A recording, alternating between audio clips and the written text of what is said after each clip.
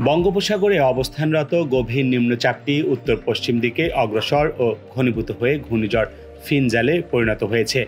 এর প্রভাবে শনিবার দেশের ৩ বিভাগে হালকা থেকে মাঝারি ধরনের বৃষ্টি হতে পারে। শুক্রবার সন্ধ্যায় আবহাওয়া অফিসের এক পূর্বাভাসে এ তথ্য জানানো হয়। পূর্বাভাসে বলা হয়েছে, শনিবার খুলনা, বরিশাল ও চট্টগ্রাম বিভাগের দু-এক জায়গায় হালকা থেকে মাঝারি ধরনের বৃষ্টি হতে পারে। এছাড়া দেশের অন্যত্র অস্থায়ীভাবে আংশিক মেঘলা আকাশ সহ আবহাওয়া প্রধানত শুষ্ক থাকতে পারে। এ সময় সারা দেশে রাতের তাপমাত্রা সামান্য বৃদ্ধি পেতে পারে এবং দিনের তাপমাত্রা ১ থেকে ২ ডিগ্রি সেলসিয়াস হ্রাস পেতে পারে।